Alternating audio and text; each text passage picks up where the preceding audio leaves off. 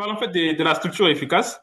Euh, donc, pour cette structure efficace, nous avons en fait le premier point en tête, le deuxième point l'éducation, le troisième point l'expérience professionnelle, le quatrième point nous avons la formation et certification, le cinquième point nous avons le leadership et accomplissement, le sixième point nous avons le projet et publication, et puis le septième point nous avons les logiciels.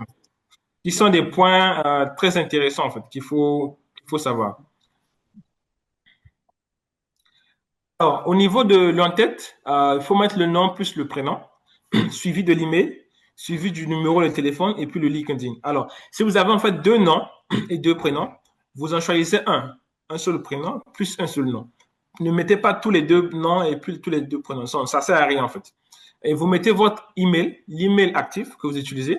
Vous mettez votre numéro de téléphone actif qu'on peut vous joindre facilement. Et puis vous mettez votre LinkedIn. Alors, pourquoi le LinkedIn? Le LinkedIn est très important parce qu'en fait, que ce soit les professeurs au niveau de l'université ou encore que ce soit des employeurs, la première chose qu'ils feront en fait, c'est d'aller en fait au niveau de votre LinkedIn pour voir en fait votre parcours. Ils vont aller au niveau de là, on met par, sur LinkedIn, là, on met parcours. Ils verront en fait le parcours que par exemple de 2015 à 2017, vous avez travaillé par exemple pour une agence marketing, qui est situé à Kinshasa, et puis de 2019 à 2023, vous avez travaillé par exemple pour une agence marketing qui est située par exemple à Lubumbashi. Donc, c'est là où leur permet en fait d'aller en fait pour vérifier si réellement c'est vrai et de voir vos publications, la personne avec laquelle ils vont collaborer, qu'est-ce qu'ils publient en fait sur Internet. C'est très important. Le deuxième point, nous avons l'éducation. Alors, au niveau de l'éducation, on met le nom de l'université, plus le lieu, dans la ville, si c'est Kinshasa, on met Kinshasa, et le pays, c'est la RDC. Après, par la suite, juste en dessous, vous mettez le diplôme. Est-ce que vous avez un master? Est-ce que vous avez une licence? Plus une date de début et de fin d'études. Donc, mois plus année. Le troisième point, c'est de mettre l'expérience professionnelle. Donc, le nom de l'employeur plus le lieu. Ville et pays. Et le quatrième, et toujours en dessous, vous mettez la fonction. Est-ce que vous étiez secrétaire, président de là où vous exercez en fait? Donc, plus la date de fonction, c'est-à-dire mois et année. Par la suite, vous devez commencer maintenant à parler en fait de ce que vous avez fait au niveau de la compagnie en fait, de votre rôle au sein de la compagnie. Donc, on le fait sur à partir de la description de vos responsabilités. Utilisez la méthode STAR en fait. Donc, situation, tâche, action et puis résultat.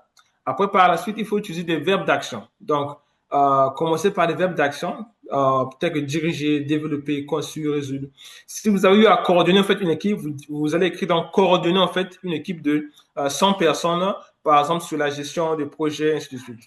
Le quatrième point, nous avons la formation et la certification.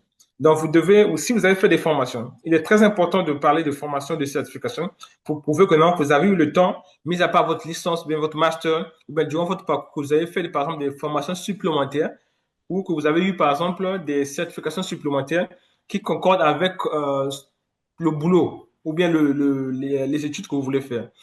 Donc, à cela, il faut mettre le nom de l'école, plus le lieu, dans entre parenthèses la ville et le pays, et puis la formation suivie. Si c'est une formation, par exemple, en télécommunication, vous mettez formation en télécommunication. Si c'est une formation en gestion de projet, vous mettez une formation en gestion de projet, et suivi de la date de formation, entre parenthèses mois et année. Au cinquième point, nous avons le leadership et accomplissement. Alors, pourquoi le leadership? Très souvent, nous avons constaté qu'en fait, il y a des gens en fait, qui sont dans des ONG et qui sont secrétaires dans les ONG, présidents, vice-présidents, mais qui ne mettent pas cela dans leur parcours. Plus souvent, on pense que non, pour mettre leadership, il faudrait par exemple être président d'une banque, président d'une grande entreprise. Non.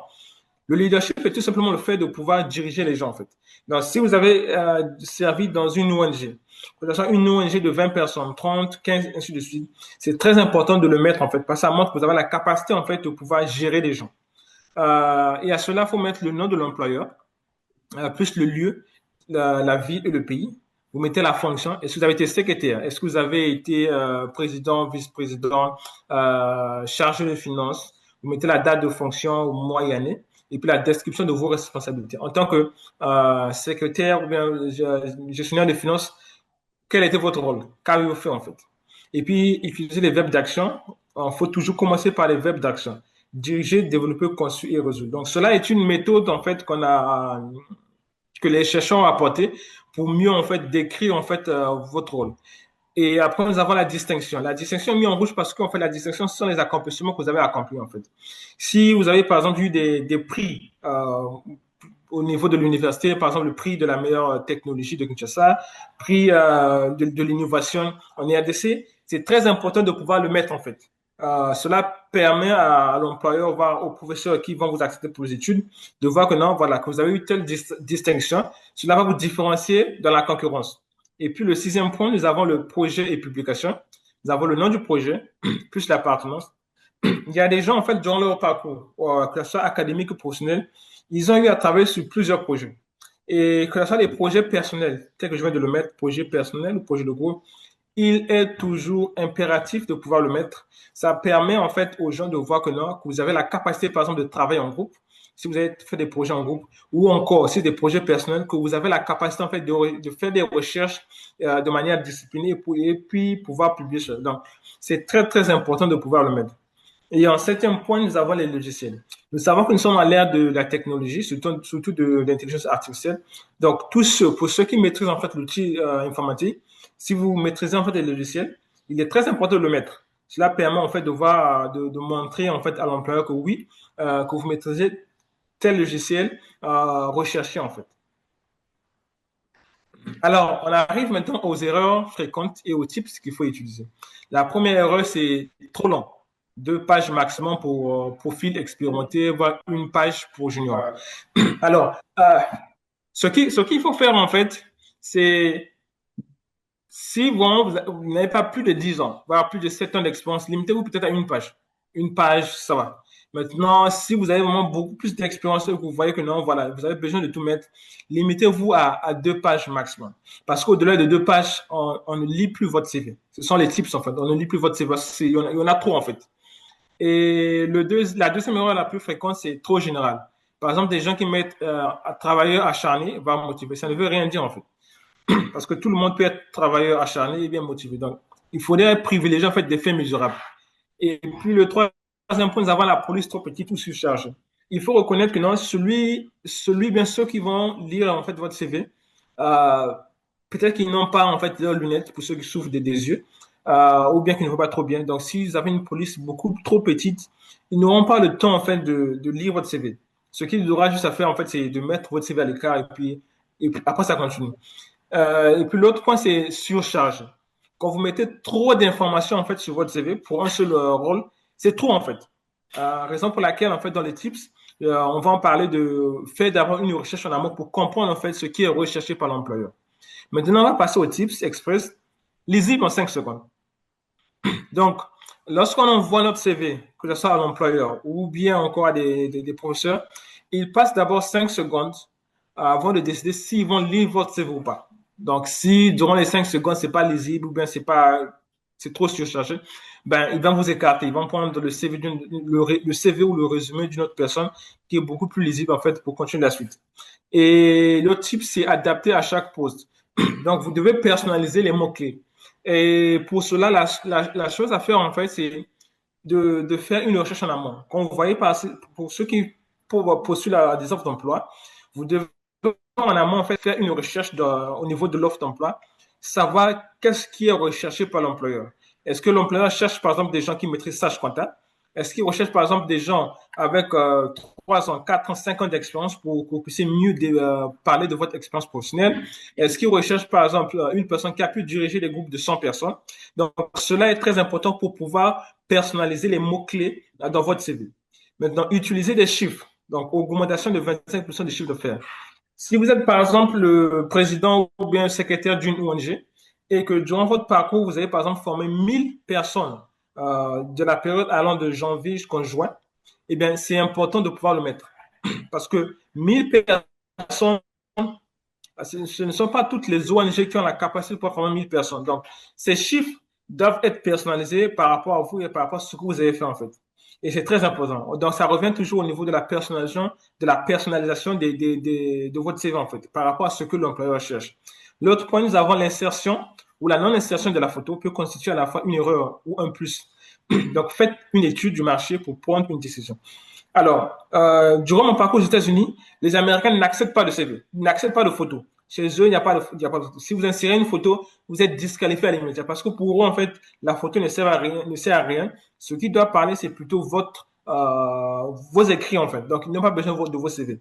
Et en Europe, plus souvent en France, eh ben, ils mettent la photo. Donc, selon le marché dans lequel vous allez postuler, vous devez vous faire en fait une recherche personnelle en fait. Est-ce que dans ce marché, est-ce qu'il demande la photo, est-ce qu'il ne demande pas la photo? S'il demande la photo, vous devez mettre le CV. S'il ne demande pas la photo, ne mettez pas la photo dans le CV. Maintenant, si vous mettez pas, si le marché demande une photo et que vous mettez la photo, alors cela va jouer contre vous. Si le marché ne demande pas de photo et que vous mettez la photo, cela va aussi jouer contre parce que vous serez écarté. Donc, cela est un point très important. Donc, vous devez toujours faire une recherche par rapport au milieu où vous vous trouvez. Et puis le dernier point, c'est utiliser des thèmes tels que Times New Roman avec une police 12 et puis Calibri plus une police 11. Alors Calibri, c'est beaucoup plus souvent pour les Américains. Les Américains plus souvent Calibri avec une police 11. Et puis les Européens, une Times New Roman avec une police 12. Mais après, il peut arriver que non, que vous puissiez mélanger les deux thèmes. Il n'y a pas de problème. Alors, ici, je vous présente en fait un exemple d'un SDCV, comme je le disais. Alors, en tête, nous avons le prénom plus le nom. Et puis, après, à la gauche, nous avons le nom. Donc, votre adresse Gmail, en fait, l'adresse Gmail active. Vous mettez votre numéro de téléphone où on peut vous joindre. Et puis, le LinkedIn, votre nom, sachant que votre LinkedIn est actif, en fait. C'est pas un LinkedIn qui n'a plus été actif depuis plus de 5 ans. Non, ça ne sert à rien parce qu'après, ça ne va rien présenter, en fait, à l'employeur, voire aux professeurs qui vont venir pour voir, en fait, votre parcours. Après, nous avons l'éducation. Je prends par exemple ici mis l'exemple de l'université. Là où j'étais, juste un exemple. Southern Illinois University, Edwardsville. Donc, Scientific SIUI. Alors, à la droite, j'ai mis Illinois, États-Unis. Et en bas, j'ai mis que j'ai fait un master là-bas en génie civil, plus la spécialité en génie de structure. C'est très important. Donc, si vous avez par exemple fait un master en télécommunication, vous mettez master en télécommunication et puis vous mettez le mois ou l'année où vous avez eu, par exemple, fait votre master. Donc, peut-être vous pouvez le voir ici à droite. J'ai mis août, vous pouvez mettre le mois et puis l'année. Alors, en dessus de cela, j'ai maintenant mis ce que j'ai la licence. Académie des Beaux-Arts de Brazzaville, c'est là où j'ai étudié à Brazzaville, j'ai mis ASAC, j'ai mis que j'ai obtenu là-bas une licence, et puis vous mettez en fait l'année. C'est dans quel pays, c'est dans quelle ville d'abord, puis dans quel pays. Ceci permet à l'employeur, voire au professeur, de pouvoir mieux connaître que non, cette personne a étudié dans telle ville, dans tel pays, de telle année à telle année. Ça leur permet en fait d'aller voir votre LinkedIn pour voir est-ce que ce que vous avez écrit sur le CV et ce qui se trouve sur votre LinkedIn concorde en fait. Raison pour laquelle il faut mettre en fait l'adresse, le pays, le mois et puis l'année. Parce que sur LinkedIn, on met le mois, on met l'année pour permettre une chronologie en fait de votre expérience professionnelle. Maintenant, au niveau de l'expérience professionnelle, voilà comment ça se présente. En fait. Vous mettez expérience, vous mettez l'employeur. Ici, l'employeur, c'est l'Amérique centrale de Brazzaville. Et puis, juste à droite, vous mettez Brazzaville, République du Congo. Donc, ce qui veut dire que non, l'employeur se trouve à Brazzaville, en République du Congo. Après, vous allez travailler là-bas en tant que qui? En tant qu'ingénieur en génie civil. Maintenant, là, on arrive au point le plus important. Utilisez la méthode STAR. Vous allez utiliser les.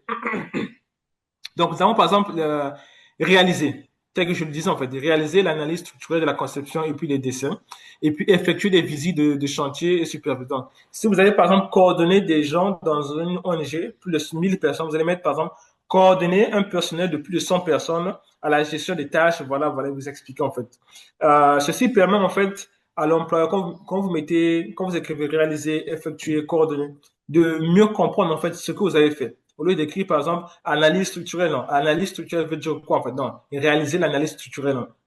Et puis, au niveau de l'expérience professionnelle, il y a des personnes qui sont allées, en fait, d'entreprise en entreprise, peut-être pour une croissance. Si vous avez travaillé pour 2 voire 3 entreprises, il est très important de le mettre. Donc, comment est-ce qu'on le met, en fait? Donc, vous allez décaler, en fait, pour le voir entre expérience et puis mairie centrale, il y a un décalage, en fait. C'est d'abord pour le visuel. Donc, quand vous descendez, vous écrivez la même chose, le nom de l'employeur. Ici, c'est Bureau d'études bâtiment de travaux publics. À droite, vous mettez la ville et puis le pays. En dessous, vous avez mis en tant que qui avez-vous agi là-bas, en tant que stagiaire. Qu'est-ce que vous avez fait? J'ai réalisé ceci, j'ai réalisé cela, en fait. Donc, j'ai préparé les documents de construction. Cela permet toujours à l'employeur et puis à votre professeur de comprendre en fait, ce que vous avez fait au sein de cette entreprise. Maintenant, quand on arrive à formation et certification, vous mettez le nom de l'école et puis vous mettez l'objet en fait. Qu'est-ce que vous avez pris là-bas? Si c'est une certification, par exemple, si c'est une certification, donc j'ai mis certifié. Si c'est une formation, je dis formé. Donc j'ai mis certifié en qualité, hygiène, santé, sécurité et environnement. On met toujours la ville plus le pays, la ville, le pays, le mois et puis l'année. Alors, quand on arrive au niveau de leadership et engagement, le leadership, c'est par exemple, comme je le disais en fait, si vous étiez par exemple dans une ONG, dans une organisation non gouvernementale en fait, dans une organisation où on ne vous paye pas. Donc, vous mettez le nom de l'employeur ici. Donc, pour mon cas, par exemple, c'était Toastmasters International, c'était aux États-Unis. J'ai précisé que j'étais membre officiel du club Code Toastmasters, que j'ai été vice-président de l'éducation là-bas, puis orateur public. Donc, vous précisez en fait, si pour vous, par exemple, vous êtes secrétaire, alors vous allez mettre secrétaire, par exemple, vous mettez le mois et puis l'année. Et après, il faut mettre en fait ce que vous avez fait au niveau de l'ONG pour votre leadership. Pour mon cas, ça a été, par exemple, planifier et exécuter des programmes éducatifs visant à améliorer les compétences en communication de leadership des membres. Cela, voilà, c'est juste un point. Il y a plusieurs points que je vais à faire. Et puis, venons maintenant au niveau de la distinction. La distinction, c'est si vous avez gagné des prix, en fait. Si vous avez gagné des prix, ou bien si vous avez publié quelque chose de très important que les gens ont reconnu, il est très important de le mettre, en fait. Donc, pour mon cas, j'ai mis deuxième place niveau secteur. Donc, au concours international du parler en public, j'ai mis l'année aux USA et puis j'ai mis le pays. Et puis, première place niveau club, concours international du parler en public. J'ai mis l'année et puis j'ai mis le lieu. Alors, pourquoi est-ce qu'il faut mettre l'année et puis le lieu, en fait? Cela permet, en fait, à celui qui lit, en fait, votre CV de reconnaître si ceci est récent ou pas et dans quel pays ça s'est passé. Parce qu'avec cela, la personne a la facilité en fait, d'aller chercher sur Internet pour bon, voilà, il a parlé qu'il y avait un concours en telle année, par exemple 2024 aux USA. Il va aller sur Internet, aller checker pour voir est-ce que c'est vrai ou si c'est pas vrai. Parce qu'il y a des personnes en fait qui peuvent arriver puis mentir en fait que voilà qu'il a eu à avoir la première place, voilà, la deuxième place lors d'un concours, mais lorsqu'on va vérifier, il n'y en a pas en fait. Donc, cela permet en fait d'épargner un certain nombre de doutes à ceux qui lisent en fait votre CV. Et après, au niveau par exemple de l'engagement, j'ai mis Young African Leadership Initiative, YALI, représentant sélectionné, donc pris part à des initiatives telles qu'Africa for All, sélectionné parmi 100 candidats sur 5000 jeunes leadership africains pour représenter la communauté dans l'initiative du président Obama au Kenya, obtenu une certification, et ainsi de suite. Donc, ces points, ce sont des points très importants en fait. Donc, ce qu'il faut connaître en fait, il faudrait voir en fait ce que l'employeur va, les professeurs cherchent et quel impact est-ce que vous voulez en fait apporter à votre CV à celui qui va le lire. Maintenant, on arrive au niveau des projets personnels et en groupe. Euh, j'ai mis essai du métaux, torsion et traction, essai de Ganula, projet en groupe, défaillance d'une fondation sur pied. Ça, c'est projet personnel. Comme je viens de le dire, en fait, quand l'employeur ou bien les professeurs lisent votre CV, ils peuvent facilement identifier en fait si vous avez la capacité de travailler en groupe avec des amis ou bien si vous avez la capacité en fait de faire des recherches personnelles et si vous avez la discipline aussi de faire des recherches en fait parce que faire un projet c'est d'abord tout faire des recherches et cela est très important. Après on part au niveau des logiciels, on met des logiciels généraux et dans ce cas vous devez identifier en fait dans votre cas quels sont les logiciels qui sont des logiciels en fait généraux en fait. Pour mon cas, par exemple, ici, Microsoft Word, Excel et puis PowerPoint, ce sont des logiciels en fait généraux en fait que tout le monde peut utiliser. Et après, je mets des logiciels appropriés par rapport à mon domaine. Je mets calcul d'ingénierie, analyse et conception, ingénierie parasismique et puis architecture. Ils sont des logiciels qui sont plus pour les ingénieurs. Donc voilà en fait ce que je pouvais vous dire en fait pour le CV et puis le résumé.